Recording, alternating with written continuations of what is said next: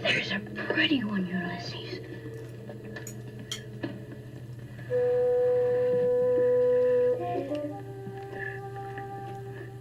There it is. Hello BookTube, I'm Shawn the Book Maniac. Welcome back to my channel. Here I am with a review of an African novel from Zimbabwe, Waiting for the Rain by Charles Mungoshi. Originally published in 1975, and this is the 1975 edition that I picked up at a used bookstore here in Tokyo a handful of years ago and finally read it. I loved it. It's part of the African Writers series from Heinemann, which these editions are no longer in print, but this novel is still in print. It's not this edition. This novel deserves fresh readers. I thought it was excellent. A wonderful, extremely well-written post-colonial novel about a Zimbabwean... I'm sorry, what do we say? Do we say Zimbabwean literature? This was published in 75. Zimbabwe didn't, that didn't happen until, the early 80s. Charles Mungoshi, at his death in February 2019, he was 72, I think, when he died. I was obviously considered a Zimbabwean writer, but this was published in the dying days of the Rhodesian fiasco. What an excellent novel. I want to know a lot more about Charles Mungoshi, who his literary mentors were, who his influences were, because this was so accomplished. I felt like I was reading... It was the literary equivalent of a Tennessee Williams play about 3 generations of a Rhodesian, a black Zimbabwe. I'm gonna use the word Zimbabwean because Rhodesian is such an evil word. It was such a horrible era of that country's history. Not that what followed was much better, but anyway, let's go with Zimbabwean, shall we? I felt like if Tennessee Williams had been a Zimbabwean novelist, he would have written this. Like, the emotional explosiveness and the characterological nuances of the generations of this family were stunning. It's such a good book. I don't want to say much more other than that. The story happens over 2 or 3 days. The prodigal son, Lucifer, who's about 20, 25, I don't know how old he is, or something like that. He's been away at school within the country for several years, and he comes home to visit his family just before his teacher is going to take him abroad to America to study further and probably to live. So he has been away from his very traditional agrarian family that live in very traditional huts. There's 3 grandparents, his parents, aunts and uncles, siblings, cousins, all living in close quarters. And he hasn't seen them for years, and he doesn't even know how to talk to them. He is mostly silent in the novel, but Mungoshi dips us into the consciousness of all the other characters and shows them interacting with each other while he's reading in his room. Like, he's kind of sullen. He's not that likable of a character, and he's embarrassed.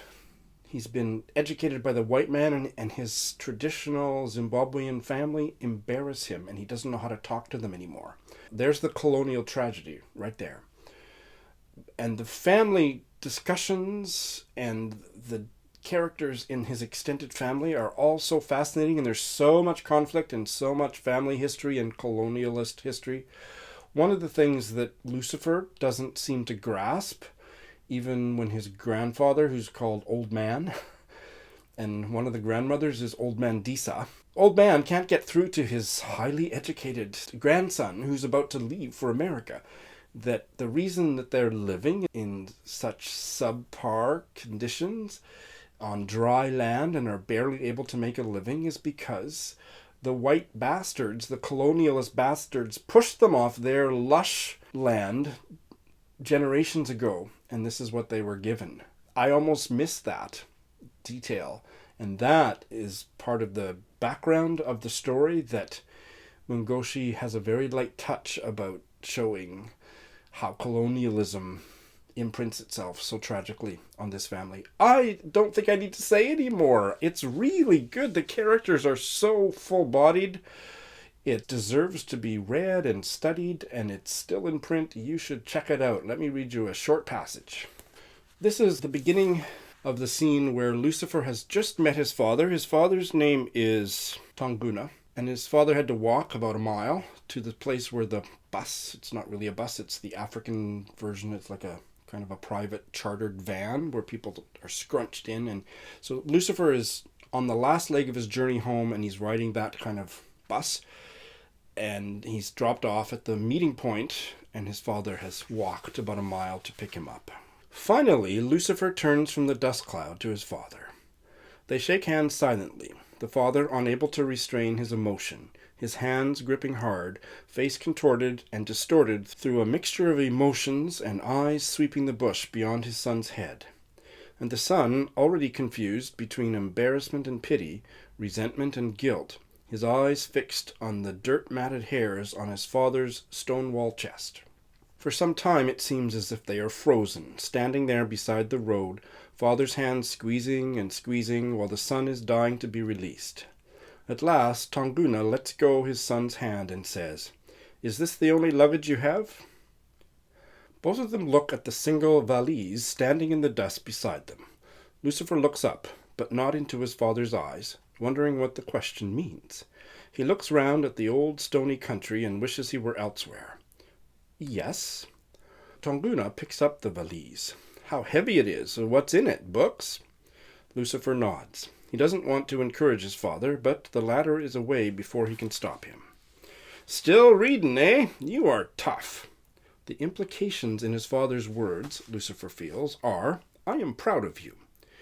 He feels a cheat, and he feels he has to confess. "Lately I've been so busy, there just seemed to be no time to read." Oh! An awkward silence. Lucifer wonders whether his father is disappointed that he hasn't been reading as much as he should. What if I told him that for the past 6 months I haven't read a single book? Lucifer wonders. That would be cruel. He knows how much stock his father lays in his reading. It's an unfailing source of pride to him, his father even once confided to him in one of their rare, relaxed moments. That sentiment has become an ominous obligation to Lucifer. He can't shake it off, even when he is away from his father. And now that he hasn't touched a book for the past 6 months, he feels worse than a cheap cheat, a criminal, in his father's presence. This feeling and other less defined feelings, and the fact that neither of them can relaxedly look the other in the eye, make Lucifer wish he had a different father. The thought is so cruel that he immediately suppresses it without examining it carefully. By way of atonement, he says, "And how are they all at home?" It is false before it even comes out of his mouth. The lightheartedness he had intended to convey tastes tepid on his tongue, which becomes heavy. "They are well," his father says heavily, and from his tone Lucifer knows his father is not fooled. The silence that follows confirms it. Well, that sets the tone for the family visit, but there are so many other layers of family, I would say, dysfunction, family conflicts, dramas, colonialist repercussions. It's a short little novel that packs a wallop. Please try it. Thanks for watching.